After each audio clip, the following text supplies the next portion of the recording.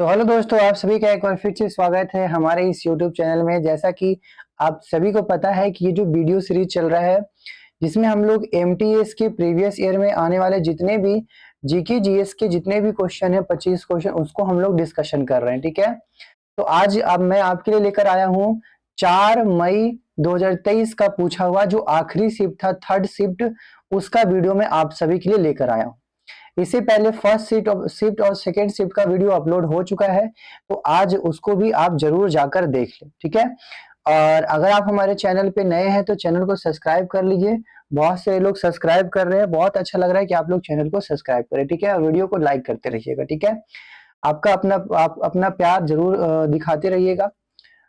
तो आज का जो हमारा वीडियो है वो 4 मई 2023 को थर्ड शिफ्ट का पूछा हुआ वीडियो है, जिसमें हम लोग जीके जीएस के टोटल 25 क्वेश्चनों को हम लोग करने वाले। ठीक है, आई होप आप ये सेशन एंजॉय कर रहे होंगे। तो चलते हैं क्वेश्चन नंबर 1 पे। क्वेश्चन नंबर 1 में क्या है? शिंजो आबे, शिंजो आबे जिनका हाल ही में निधन हो गया, कहाँ के प्रधानमंत्री के पद पे रह चुके हैं? तो बताना है कि जो शिंजो आबे थे वो कहाँ के प्रधानमंत्री रह चुके थे। तो इसका जो आंसर हो जाएगा वो हो जाएगा option number D. Shinzo Abe Japan के प्रधानमंत्री रह चुके थे जिनका निधन हो गया है। इनका निधन कब हुआ है? तो इनका निधन हुआ है 8 जुलाई। इनका निधन हो गया 8 जुलाई 8 जुलाई 2022 में इनका निधन हो गया। तो ये भी थोड़ा फेमस है, इनका हाल ही में निधन हुआ है, इसलिए ये क्वेश्चन पूछा गया। ठीक है, तो बढ़ते हैं अगले क्वेश्चन पे। क्वेश्चन नंबर 2 क्या है? भारत में कृषि जनगणना डैश के अंतराल पर आयोजित की जाती है।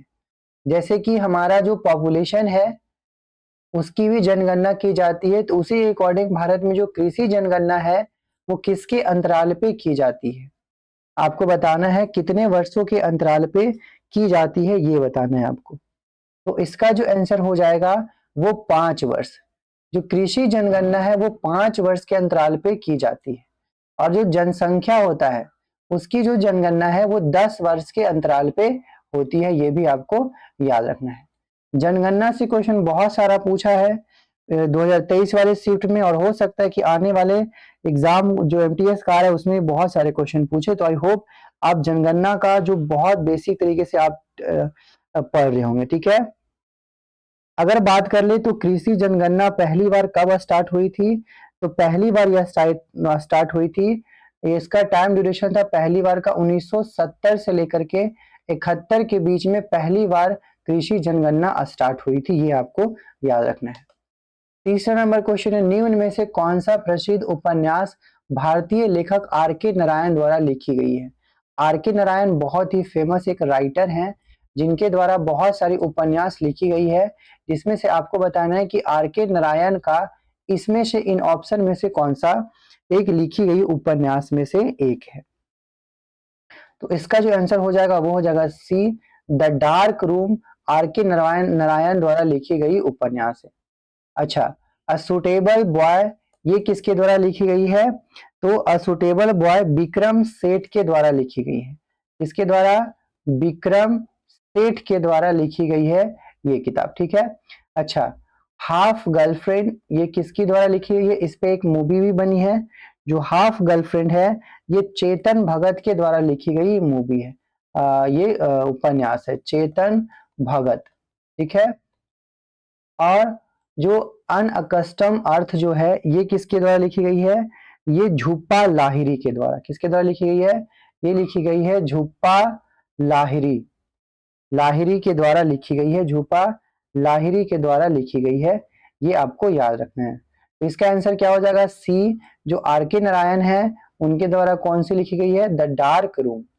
पिछले भी में एक क्वेश्चन आया था, वो भी आपको ध्यान में रखना है। ठीक है, बढ़ते हैं। ये देखिए पिछले में भी एक क्वेश्चन आया था जो है मालगुडी डेज। तो मालगुडी डेज के राइटर कौन है? इसके भी राइटर है आर के नारायण। मालगुडी डेज के भी राइटर कौन है? आर के नारायण जो है मालगुडी डेज भी लिखे हैं। ये जो 3 मई का ये जो क्वेश्चन है ये 4 मई का जो सेकेंड शिफ्ट का ये क्वेश्चन है। 4 मई का सेकेंड शिफ्ट का ये क्वेश्चन है जो कि पूछा गया है। तो आप देख सकते हैं कि ये क्वेश्चन भी इसमें पूछा गया है, आप इसको भी नोट कर सकते हैं। ठीक है, बढ़ते हैं नेक्स्ट क्वेश्चन पे। नेक्स्ट क्वेश्चन क्या है, राष्ट्रीय जलमार्ग 2, जिसको NW2 भी कहते हैं, किस मतलब नदी का सदिया धुबरी खंड है।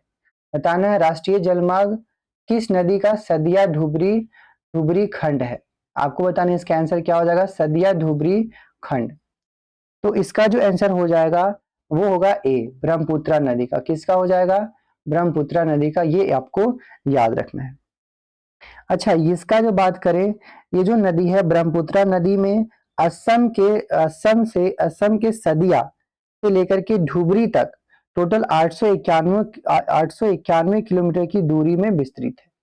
तो सदिया से लेकर के धुबरी तक कितना है इसका डिस्टेंस, इसका डिस्टेंस जो है वो 891 किलोमीटर का डिस्टेंस है। तो ये आपको याद रखना है। अच्छा, अगर बात कर ले इसे राष्ट्रीय जलमार्ग कब घोषित किया गया था, तो इसे 1988 में राष्ट्रीय जल मार्ग घोषित किया गया था। 1988 में इसे राष्ट्रीय जल मार्ग घोषित किया गया था। तो राष्ट्रीय जल मार्ग 2 जो है वो असम के सदिया से लेकर के धुबरी खंड तक है। कहाँ, किस नदी पे, ब्रह्मपुत्र। ये याद रखना है। 5वां नंबर क्वेश्चन, बैडमिंटन में डबल कोर्ट की लंबाई और चौड़ाई कितनी होती है, ये आपको बताना है। इससे पहले फुटबॉल बैट बॉल का भी पूछा था, और पहले वाला वीडियो देखेंगे तो जरूर आपको समझ में आया होगा। तो इसमें बताना है कि इसका आंसर क्या हो जाएगा। इसका आंसर क्या हो जाएगा आपको बताना है। तो इसका जो आंसर हो जाएगा वो हो जाएगा कौन सा ऑप्शन, तो इसका जो आंसर हो जाएगा ऑप्शन नंबर बी हो जाएगा, 13.40 मीटर। और इसका जो चौड़ाई है वो 6.10 मीटर होता है। तो बी ऑप्शन आपको याद रखना है। क्वेश्चन नंबर 6, भारतीय संविधान का भाग 4 का प्रावधान करता है। भाग 4 जो है वो किसके बारे में प्रावधान करता है, ये बताना है। जो भारतीय संविधान का भाग 4 है वो राज्य के नीति निर्देशक तत्वों के बारे में प्रावधान करता है। ऑप्शन नंबर बी हो जाएगा इसका आंसर। ठीक है, अब बात कर ले भाग 4। तो भाग 4 का जो डिस्कशन है, अनुच्छेद 36 से लेकर के अनुच्छेद 51 के बीच में, ये हमारा राज्य के नीति निर्देशक तत्वों का वर्णन है। और बात अगर ये कहाँ से लिया गया है, जो नीति निर्देशक तत्व है ये कहाँ के संविधान से लिया गया है, तो ये आयरलैंड के संविधान से लिया गया है। आयरलैंड के संविधान से लिया गया है। कहाँ से लिया गया है, आयरलैंड के संविधान से नीति निर्देशक तत्व को लिया गया है। इसे भाग 4 में रखा गया है, और भाग 4 में रखा गया है, और ये इसका अनुच्छेद जो है वो 36 से 51 है। ये आपको याद रखना है। बढ़ते हैं 7 नंबर क्वेश्चन पे। अच्छा, निम्नलिखित में से कौन सा तैराकी प्रतियोगिता का एक मान्य स्ट्रोक नहीं है। बताना है इसमें से कौन सा जो तैराकी प्रतियोगिता होता है उसमें का एक मान्य स्ट्रोक नहीं है। Back stroke, front stroke, leg stroke और वेस्ट स्ट्रोक। तो इसका जो आंसर हो जाएगा वो डी हो जाएगा। इसमें लेग स्ट्रोक का डिस्कशन नहीं किया जाता है, बाकी बैक स्ट्रोक, फ्रंट स्ट्रोक और ब्रेस्ट स्ट्रोक का डिस्कशन किया जाता है। 8वां नंबर क्वेश्चन, कौन सा समुदाय नवरोज या नौरोज का त्योहार नव वर्ष के रूप में मनाता है। ये भी क्वेश्चन फेमस है। कौन सा समुदाय है जो जो नवरोज और नौरोज को नव वर्ष के लिए नव वर्ष के रूप में मनाता है। बौद्ध, जैन, सिंध या पारसी, कौन हो जाएगा इसका आंसर। इसका जो आंसर होगा वो पारसी। पारसी लोग जो हैं वो नव रोज या नौ रोज उनका नव वर्ष होता है उसके लिए ये मनाते हैं। 9वां नंबर क्वेश्चन, पृथ्वी राज तृतीय ने सन डैश में अफगान शासक सुल्तान मोहम्मद गौरी को हराया था। 2 युद्ध हुए थे पृथ्वीराज चौहान के बीच में और मोहम्मद गौरी के बीच में। उसमें से बताना है कि पृथ्वीराज चौहान जो है मोहम्मद गौरी को हराया था, वो कौन सा युद्ध था, कौन सा युद्ध था और वो युद्ध कब हुआ था, ये आपको बताना है ऑप्शन के अकॉर्डिंग। तो अगर बात कर ले तो पृथ्वीराज तृतीय या पृथ्वीराज चौहान जो है 1191 का तराइन का जो प्रथम युद्ध हुआ था उसमें मोहम्मद गौरी को हरा दिया था। तो 1191 का क्या था पहला युद्ध, इसको तराइन का युद्ध कहा जाता है। इसको किस नाम से जाना जाता है? तराइन का युद्ध के नाम से जाना जाता है। उसके तुरंत बाद 1192 में एक और युद्ध होता है तराइन का दूसरा युद्ध, जिसमें मोहम्मद गौरी जो है इस बार पृथ्वीराज चौहान को हरा देता है। तो अगर बात करें पृथ्वीराज चौहान मोहम्मद गौरी को हराता है तो वो तराइन का पहला युद्ध होता है 1191 में। नाटी निम्नलिखित में से किस राज्य का एक लोक नृत्य है? तो नृत्य से भी बहुत सारे क्वेश्चन पूछा गया है, जिसमें से आज आपको बताना है नाटी जो नृत्य है वो कहाँ किससे संबंधित है। तो इसका जो आंसर हो जाएगा ऑप्शन नंबर बी हो जाएगा, हिमाचल प्रदेश से संबंधित है। नाटी किस राज्य से संबंधित है? हिमाचल प्रदेश से संबंधित है। अगर नाटी की बात कर ले तो यह जो है एक नृत्य समूह जो है पुरुष और महिलाएं दोनों सम्मिलित होकर के करती हैं। ये भी आपको याद रखना है, ठीक है। बढ़ते हैं अगले क्वेश्चन पे। पंडित किशन महाराज एक प्रसिद्ध भारतीय वादक हैं, किस चीज के वादक हैं? पंडित किशन महाराज क्या बजाते हैं, किस चीज के वो वादक हैं जो कि भारतीय है, आपको बताना है। इसका जो आंसर हो जाएगा वो हो जाएगा तबला। ये तबला के बहुत फेमस वादक हैं, तो वाद्य यंत्र वाले भी आपको याद रखने हैं। मैं एक पूरा सेपरेट वीडियो बना दूंगा, आप उसको भी जरूर देख लीजिएगा। तबला इसका आंसर हो जाएगा। अच्छा, बात कर लेते हैं पंडित किशन महाराज का। तो जैसे कि जो भी ऐसे जो फेमस हो रहे हैं, जिन्हें नोबेल पुरस्कार मतलब बहुत सारे पद्म भूषण पुरस्कार ये सब बहुत सारे पुरस्कार मिला था, उन्हीं को उनसे रिलेटेड बहुत सारे क्वेश्चन पूछा जा रहा है। तो आपको बता दूं कि जो पंडित किशन महाराज हैं ये बनारस घराने से ताल्लुक रखते हैं और इन्हें पद्म श्री पुरस्कार मिला था 1973 में, और 2002 में इन्हें पद्म विभूषण पुरस्कार से भी सम्मानित किया गया है। आपको याद रखना है, इसलिए इनका क्वेश्चन भी आ रहा है। तो ऐसे क्वेश्चन बहुत आ रहे हैं, ठीक है। राष्ट्रीय आय लेखांकन में जीवीए का अर्थ क्या होता है?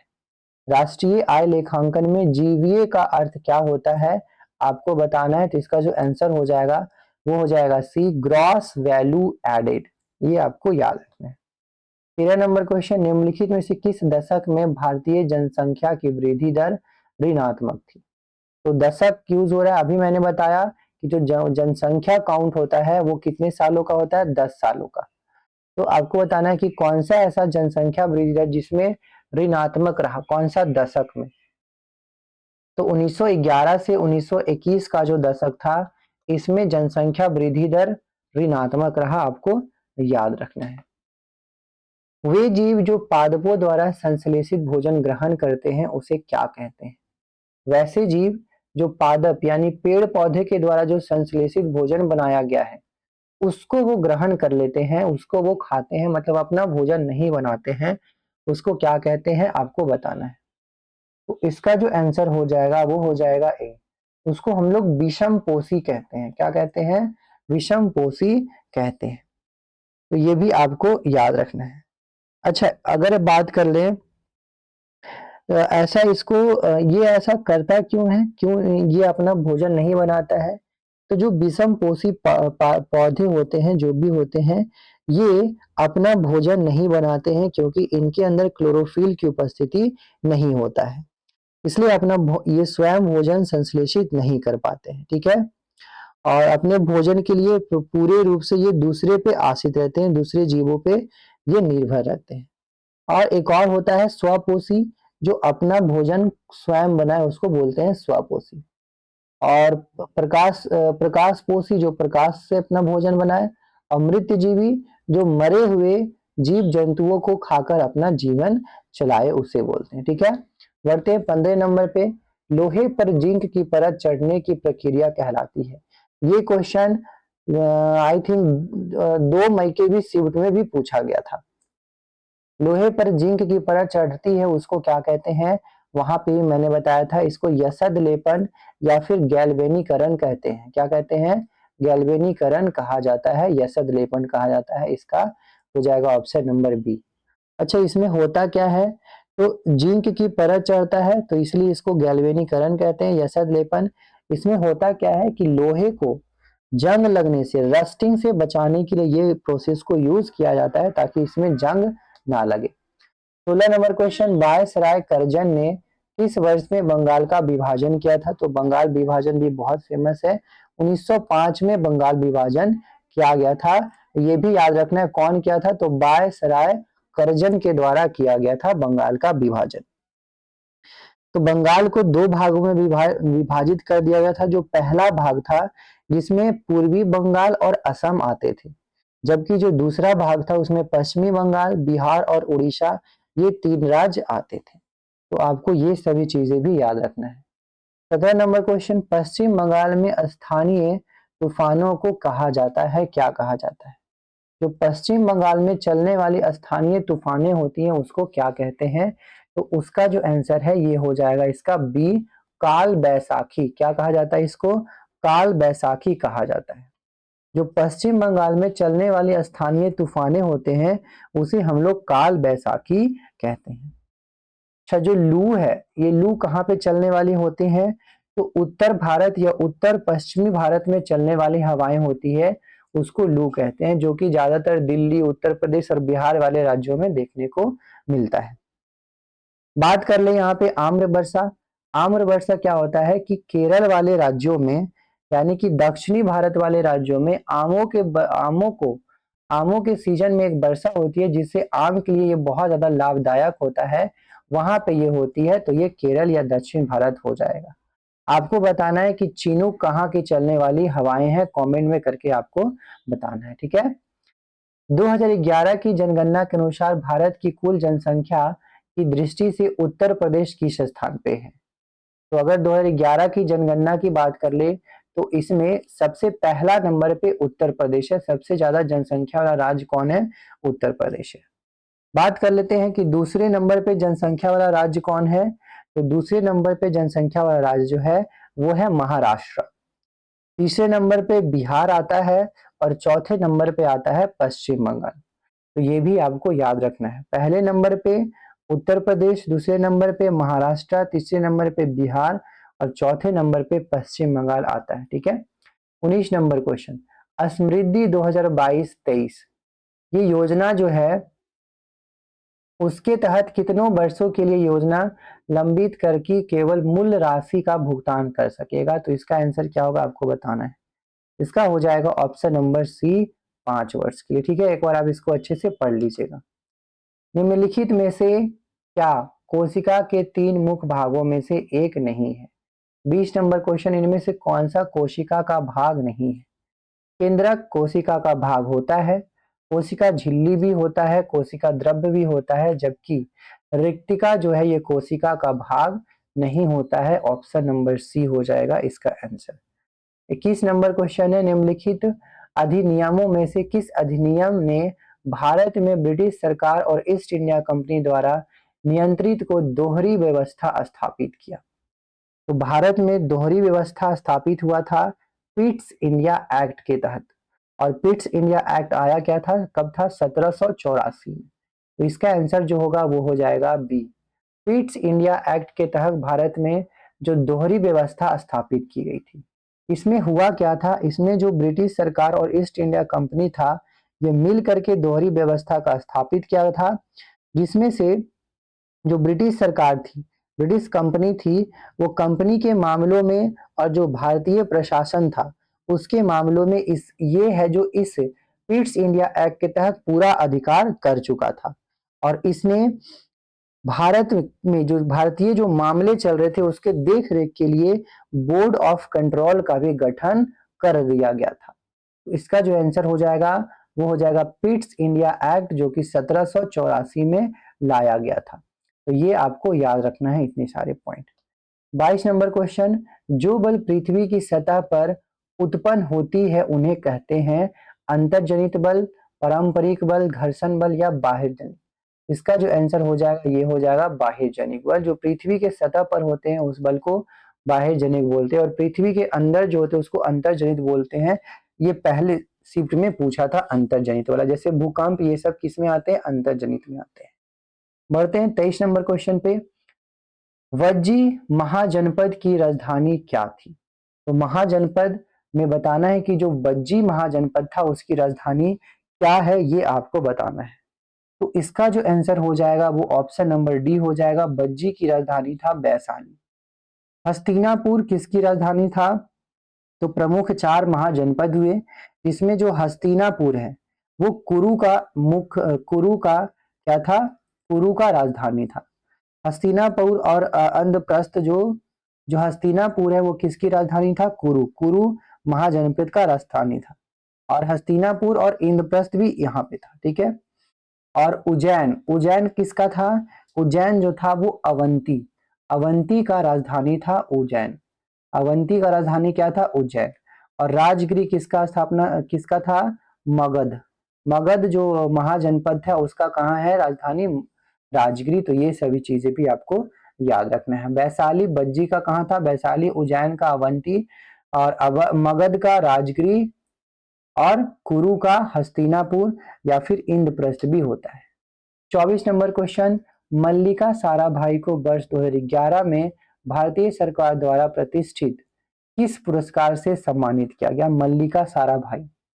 मल्लिका साराभाई को 2010 में किस पुरस्कार से सम्मानित किया गया था, ये आपको बताना है। तो ये फेमस है जिन्हें 2010 में कौन सा पुरस्कार दिया गया था, तो ये आपको बताना है। इसका हो जाएगा आंसर पद्म भूषण। पद्म भूषण से इन्हें सम्मानित किया गया था 2010 में। ऑप्शन नंबर सी इसका हो जाएगा आंसर, ठीक है, याद रखना है। तो इन्हें किससे सम्मानित किया था, पद्म भूषण से। अच्छा, अगर बात कर लेते हैं मल्लिका साराभाई की, तो ये भारत का प्रसिद्ध कुचिपुड़ी और भरतनाट्यम का प्रसिद्ध नृत्यांगना रह चुकी है। तो कुचिपुड़ी और भरतनाट्यम करने वाली जो मल्लिका साराभाई हैं, इनको 2010 में पद्म भूषण पुरस्कार से सम्मानित किया गया है, ये आपको याद रखना है। आज का हमारा आखिरी क्वेश्चन। आई होप ये सेशन आप एंजॉय कर रहे होंगे। वीडियो को लाइक जरूर कर दिए होंगे। जिन्होंने सब्सक्राइब नहीं किया है प्लीज प्लीज वो सब्सक्राइब कर लें, ठीक है। आज का लास्ट क्वेश्चन, तंजौर जिसे तंजावुर के नाम से भी जाना जाता है में बृहदेश्वर मंदिर किस शासकों के द्वारा बनवाया गया था? तंजौर ये है कहाँ, तंजौर जो है वो तमिलनाडु में है। बताना है बृहदेश्वर मंदिर किस शासकों के द्वारा बनवाया गया था। तो इसका जो आंसर हो जाएगा वो ऑप्शन नंबर ए हो जाएगा, चोल शासकों के द्वारा ये बनवाया गया था। कब बनवाया गया था? तो ये लगभग 1003 से लेकर के 1010 ईस्वी में ये बनकर रेडी हो गया था, जो कि चोल शासकों के द्वारा बनाया गया था। अच्छा, अगर बात कर लें तो इस मंदिर का एक और नाम है जिसका नाम है राजेश्वर मंदिर, भी याद आपको रखना है। राजेश्वर मंदिर भी तंजौर मंदिर को ही कहा जाता है, ये भी आपको याद रखना है। आई होप ये सेशन आप एंजॉय किए होंगे। आज के लिए इतना ही, मिलते हैं हम लोग किसी अगले वीडियो में। आप सभी का धन्यवाद, आपका दिन शुभ हो। मिलते हैं हम लोग अगले वीडियो में।